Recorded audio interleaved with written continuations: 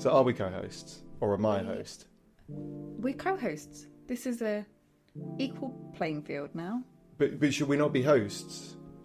In every other area of work, you are my superior. Here, equality. So, yeah, but should we not just be hosts? We're just hosts. Just hosts. Just Molly? hosts. Hosts. So we are your hosts, We are. Sophia and Rob. And obviously we'll do this properly when we're properly filming. Mm-hmm. Welcome to the How I Failed in Business podcast. Are we set on the name? Oh, you don't No, like the I'm name, do joking. you? Do you not like the name? I've been having second thoughts about the name. Really? But the thing is, we're too far in now, aren't we? Yeah. Exactly. We're too far in, we can't What change a it. shame. How bisexted my boss is like sexy. So it's okay that it's long. That's sexy. Isn't it? It could be sexy.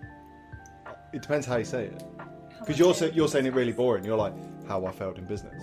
That's how you're saying. No offence, but I'm saying how I failed in business. How I failed in business. Yeah, you got to have like How I failed absolute. in business. Can't. Yeah, it's not what you say. It's how you say it. How I failed in business. See, that's better because you'd like tailed off it. It felt good. Because like originally you were like, oh, how I failed in business, and you made it boring. I felt like I was failing. That's your failure. That's your business failure. Molly, thoughts? Who's right? About what? Molly does not give a shit. Hello and welcome to the How I Failed in Business podcast. I'm one of your hosts, Rob Spence, and this is... Your other host, Sophia Grace. Okay, is that better? Yes. That's better. In this podcast, we're going to share with you all the dilemmas, mishaps, mistakes that business owners go through so that you can hopefully learn from those mistakes, have a laugh along the way, and make sure you don't do them. In the background, we've got Molly, producer Molly. Give us a wave, Molly. Hi guys. You can't see her waving, but she's waving. Sophia, thanks for joining me on this podcast. It seemed to take you forever to agree to be my host. I agreed from the jump, okay?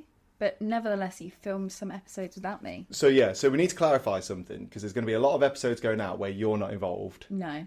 and that is because you didn't want to be It's a part nothing of it. against the people that were in those episodes. You did say something It's derogatory something about against John. him. But yeah, so you'll see some episodes where Sophia's not here and some episodes where we are here. But we've got some great episodes coming up, haven't we? Yes. Tell me all of the guests we've had so far, Okay. Sophia. Try and name one. Caroline. Caroline, the naughty author. So one of the first episodes we've got Caroline. Now I saw you reading some of this book earlier. Oh, boy, What are your was thoughts I. on the book? You know, for a business podcast, I didn't expect quite so much gyrating, I'll be honest. But it was really, really something. I wasn't expecting that word. I mean, it's a great book. Great book. Go buy it. Lovely book, but very raunchy. Yeah, and it isn't all that Caroline has to offer. Some great business insights sliced in. Absolutely. Yeah. It's not the only thing that's been spliced. Who else have we had on, Sophia? We have had some leaders in the gym world. We have Pete Kirkham of Mountain High Fitness. That's right, isn't it? Pete gave us some great insights into running a business, running a gym, running a personal trainer business. Would that be the right terminology? Yeah. We've had John. You met John though, didn't you? John came up. Yes. Yeah. So John Woodcock gave some great stories on. Goodness, what John didn't give us stories on: life, business, family. That was a great episode, though, wasn't it, Mal? It was. That was a good episode. Who else we had on? So we've had Jane, To Be Enterprising. We've had Ben of Ben's Kitchen. Matt Brown of Grace Foundation. So we've had a lot. Had a lot. And- And a lot more to come. A lot more to come because now you've agreed to join me as co-host. I have. Oh, Finally. you didn't pick up on the co-host. Because clearly I am I'm the going to be host. main host. I'm the host. I'm especially the host of this episode. Because in this episode, we thought we'd give people the rundown on you. I'm fine with that. Have you prepared all your questions? I've prepared a question. Oh, sugar. How do you get started in business, Rob? That is actually a good question. Thank you. Well done. I told you'd make a great assistant. That's good. You didn't pick up on assistant either. Please open that door. It's so hot. So, what, for me For personally? you personally, the only other person in frame, I'm asking you. So I'm doing this now because I can't do it when we actually go back to work. So. What, just my rip cheap me? shots in, yeah. Oh yeah, wait till you want to one later. So I'll be honest, like for me, it was quite like a drunken mistake, really. Okay. That's how I always label it. I've always been entrepreneurial. I always wanted to own a business. I didn't know what that business would be. I've dabbled in all sorts. I was the pesky kid that would sell sweets for like £1 at college. Also, as well, sorry, mum and dad, I used to steal their cigarettes and sell them as well. Because what they used to do, and this is where I was really cunning, right? Because they used to do the roll-ups, but like they didn't just like roll it there and then like the cool kids do. They used to like have one of those roll-up machines. Yep. So they used to sit, they had like this little tray and it sat on the pouffe, okay, or poof. They used to sit there and they used to like roll the cigarettes watching Friends, right? So I would be like, oh, mum and dad, don't worry. I'll do some rolling up for you. And he used to like, make one for you, make one for me, make one for you. And they used to sell them at school. So I was always entrepreneurial. I used to buy and sell antiques and art for a little while under the, I think the brand. So the brand started off as Spence and Son, and then it just sounded a bit weak. Ooh. I know. So then the working title was, I think it was like millésime, which I think is a French word for uniqueness. Okay. I think. And the whole reason... That's mistranslated. Do not quote Can you me. quickly Google that? Is it millésime? M-I-L-L. Mill? M-I-L-L. And then I think it was like an E with an accent. S-E-M-E, I think. Fact checking happening. Yeah, Molly is either doing that or she's just Just texting. someone. Having a shit day. Recording a stupid podcast. Is it millésime? Translating the French to mean a great vintage. Oh. Oh. Okay. So, There we go. yeah, it was close. But the whole reason behind that was because I think like every house should have something unique. Lovely. That's I in like the their house. sentiment. Because you like art, don't you? I do. I have a degree in art history, You do? so we have a certain amount of common ground there. Well, I don't have a degree, but... I meant in art. Oh, yeah, I like art. But like, I think like for me, I like houses where they've got like really unique things. It's not just like live, laugh, love. You have something very unique in your home. Which one? A piece of artwork that you purchased. Are you talking about, oh my God, who is she? I took a photo of her the other day. You talking about the Coronation Street girl? What's her name? Oh, how did I tell you about that? Of course you did. You tell everyone. Oh, okay. Yeah, so yeah, I do collect art. Yeah. Art, but everyone should have like unique things in their house. You It's can't like... say you have a painting of a coronation star Who and is say I collect art. Yes, I can. 'Cause Gail it's- Platt. Gail Platt. Gail Platt. I've got a portrait of Gail Platt. Why? Have I not told you this? I don't know why. Well, because it was painted by. Um, Oh, fucking hell! I should. If I'm going to carry this off, I need to know the story better. Joe Lycett. Joe Lycett. Yeah. So Joe Lycett painted it. It was a limited edition print. It's an investment piece signed by him. it's only going to go up in value, that I'm telling you. Well, it can't go much further down. There's like a limit. Yeah, so that's prominent in my living room. I don't see the problem with that. Maybe we'll share a photo of it on the edit and stuff. But I collect art. That is artwork. It's art. That is art. It's art. So yeah, so I did all that, and then I was working in fine food, selling ingredients, all sorts to hotels, restaurants, that kind of thing. And I remember, so my first book got published. I have to say first book because there's 3 books now. And it was at a time when like loads of people wanted to work with me, and I remember drinking like literally a bottle of port, and I was like, it got to a stage where I'd like jotted down my whole resignation letter, and I was like, just, you know, when you're just hovering over, obviously you won't know because you're not going to hand in your resignation anytime soon, and you're just like, do I send it? And I'm just like, send. So that is the kind of, obviously there's probably some other little bits in that. Mm-hmm. But did I answer? What was your question? My question was, how do you get started in business? Kind of doesn't really answer the question, does it? Really? It's the lead up, perhaps, lead up, to yeah. my question. So I did everything wrong when I started the business. So Not everything. yeah, the majority. Oh yeah, we're here now. It's all okay. We're fine. There's no bailiffs at the door. But there was no business here plan. Yeah, no, shh, don't tell them. That guy handed me the Amazon parcel in the other video. He was not an Amazon man. He was a bailiff. Handed me court papers. But yeah, there was no business plan. I literally put 300 quid of money into a business account. Had enough money to last like a year, not a year, a month of like mortgage, bills, insurances, that kind of thing. and just did it. And it was the most scariest, but like most thrilling thing ever. I think that does that answer the question? So yeah, I think like really on paper I did everything wrong. Everyone should have a business plan, have finances in place. I just went, fuck it. Well, I think that's why sometimes things are in plan and some things are actually in reality, because you can do everything wrong and sometimes still get the results that you want. And that's why we're talking about how people failed in business, because they obviously didn't fail. They're here and they're business people now. 100%. And what I'd say is I'd never go back and change any of that, because it was that hunger that meant that I had to make things work. It was like, if I don't sell, if I don't grow a business, I will not eat. I will not be able to buy Gail Platt artwork. I won't be able to employ me. Fucking those were the days they were. But yeah, so like none of this would be here without a bottle of port. So a bottle of port far outweighs any business plan you can ever have. So we've been through some of the ways that you sort of failed before you began your own business. But when was the first time you failed once you'd started what became Paragon Sales? This is why I'm glad I've got you as my host. Do you know what? There's been so many failures. So, like, no, maybe not like the biggest failure, but I might have shared this before. I can't remember, Molly. But so I took on my first employee very soon into the business. So I employed Abby about a month or two into the business. So family friend, she knew how to do things. She was a telemarketer anyway, so it all made sense. And I remember she joined the business, and it got to, I'm sure it was like the end of May. And I remember it was like the 31st of May or whatever it was. And she messaged me and said, Rob, are we going to get paid today? I was like, oh shit, yeah, I should probably look at that, really. So like, you know, when you just have like this panic of, I literally don't know what to do, don't know how to do things. And I remember if you search my history, which I don't advise anyone to do, by the way, you will see like me just typing away of how do I pay my employees, and me reading like HMRC nonsense about which softwares to use.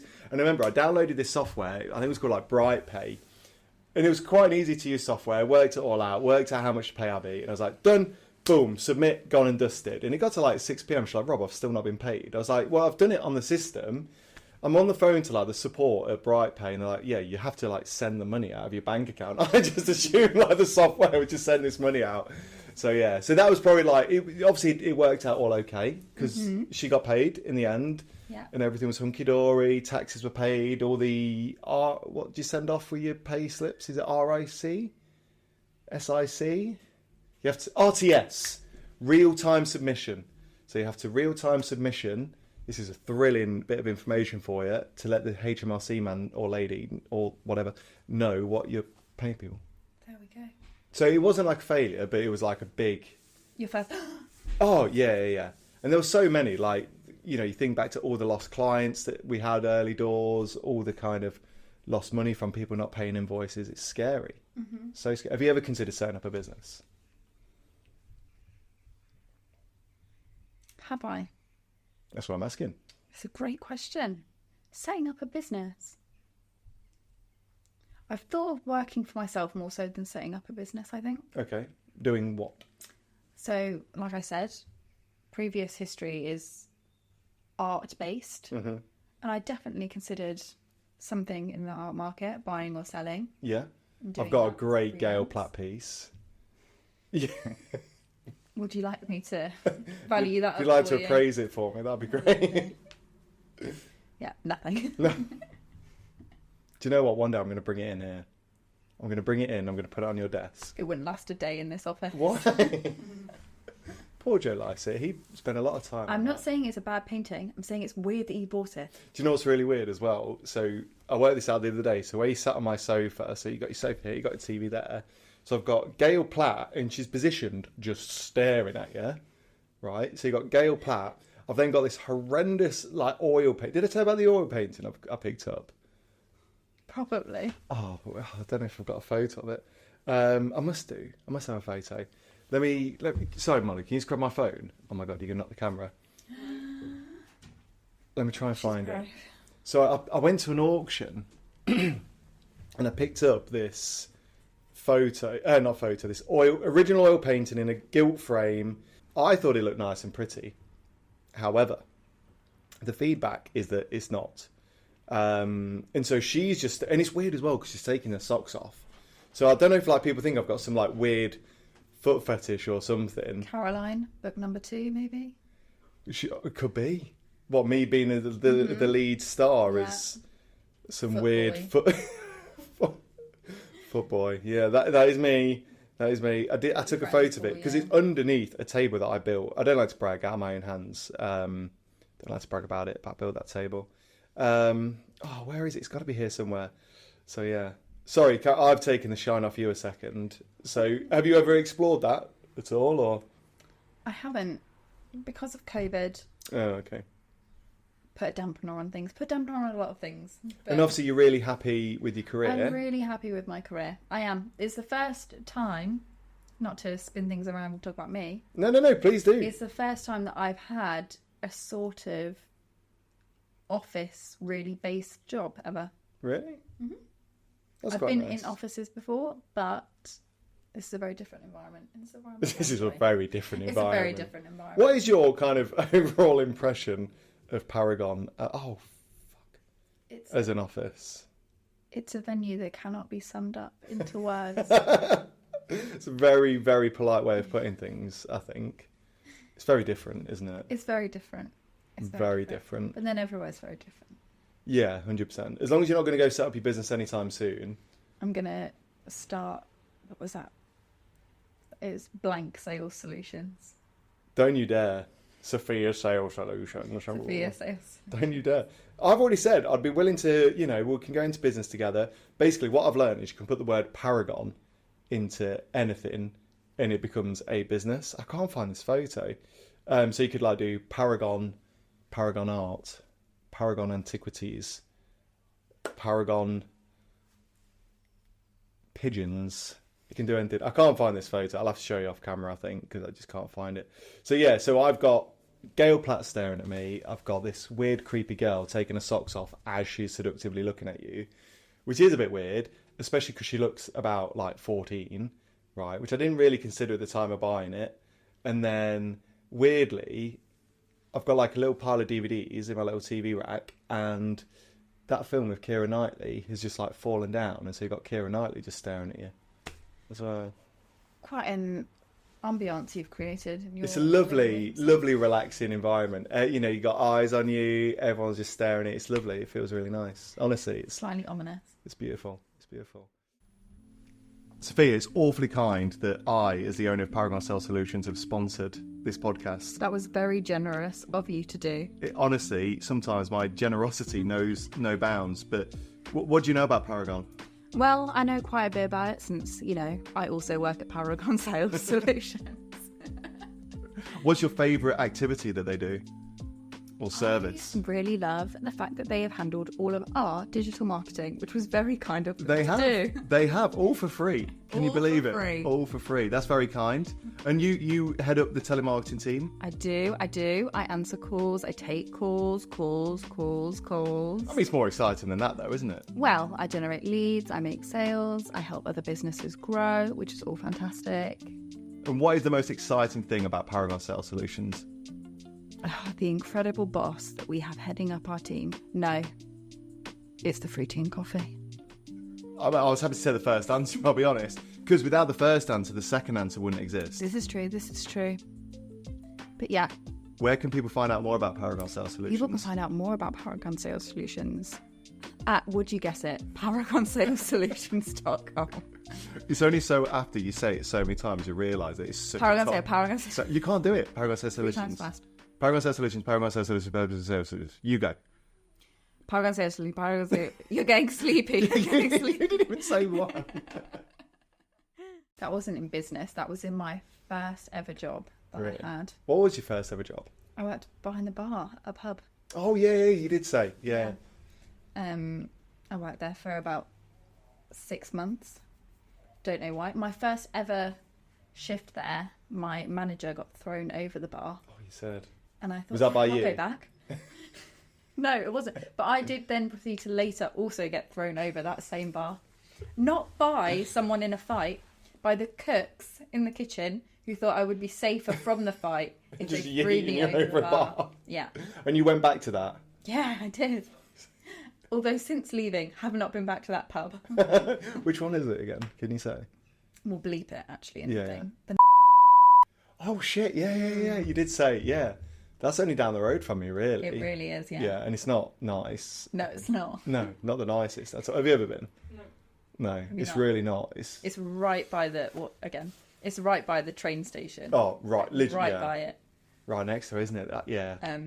And the amount of people that just stumble out of it onto the train track. Would you ever go back to it then? Like bar work or anything? Do you know what? I really like bar work because I like that it's not... The work is the same, but the shifts aren't the same. I think in terms of like what you're doing. Yeah. So you kind of get into the zone and you just know what you're doing with it. But the people that you're meeting, the ways that you're interacting with people, what your days are going to look like is always different. And I think that about bar work and hospitality in general is really fun. So I like that side of things. Why would I never go back to it? I can't do the hours anymore. Oh God, yeah. I'm too old. You are getting. Thing is, when you get to your age, like it's all downhill. Like I'm still. So you're at the bottom of the hill. Because I've still got youth on my side. Like know, I'm all okay. You saying I've got crow nests? Well, are they crow nests? Well, not crow nests. It's crow's feet. I thought you were like saying you got. So, I've got crow's nests on my eyes. You look like Clockwork Orange when you did that. Yeah, I'd never do bar work. Never. No. Do you know where I've always wanted to work? McDonald's. Yeah? Genuinely, because I find the whole system so fascinating. It's built for complete efficiency. That's what I mean. I just want to see it. I want to experience it. I just want to see what's going on. I want to see how they move things. Last 5 minutes, someone would dash you with a strawberry milkshake 2 minutes into you being there. At least I wouldn't like yeet a Happy Meal at them. That was one time an accident. Okay? So after the awards, we ended up at McDonald's because everyone was still hungry. The food was atrocious at these awards. Oh. And it was passing me the stuff through the window, and it was all going fine. I put it through, and he like put it like behind here, and it like to everyone else, it looks like I've just like gone at this guy. It's just like smashed on the floor, and Sophia's just like, oh, it was all right though, wasn't it? Yeah. It was all okay. Did you keep your toy? I did keep my toy. Oh, okay, that's all right, yeah. Someone left their box in the car and I chucked it away, and then I was worried that the toy was in it. No, I took my toy straight out. Okay. Generally, I'd love to work in a McDonald's. I will say, of that, keeping on with that, us all in the car going to get that McDonald's together was perhaps my favourite part of the evening. Better than the meal that we all had 100%. Together. That was so funny. Lovely. There was so many just like, you nearly died. I did. You nearly died. There's the whole Happy Meal incident. I'm sure there was something else. I kept farting at people outside the window, and then you were like telling me off for it. I was like... But you have to qualify. He has a Tesla. Oh yeah, I wasn't farting out the window because I would say that is like absolutely outrageously no. Also, you were in a car full of people, so that's just a massive social. Hey lads, listen to this. I was like, your windows are tinted. They don't even know you're there. You are safe. And they're like in the middle. So like Eloise, I'll say Eloise was saying something about taking a. What did she say? I'm going to take an autism test. An autism test to prove the haters wrong. No way. Which as a soundbite is just amazing. Sophia just starts smacking the chair. Just starts pissing herself. To prove the haters wrong. That was probably one of the funniest car rides I've ever had. It was fantastic. Ria not knowing the basic principles of 2 truths and a lie. Oh, for God's sake. Was great. What is it? Right, let's play 2 truths and a lie. Okay. I've got a crush on someone in the car. My name is Ria and I'm wearing brown. It's like what she said. I was like, how?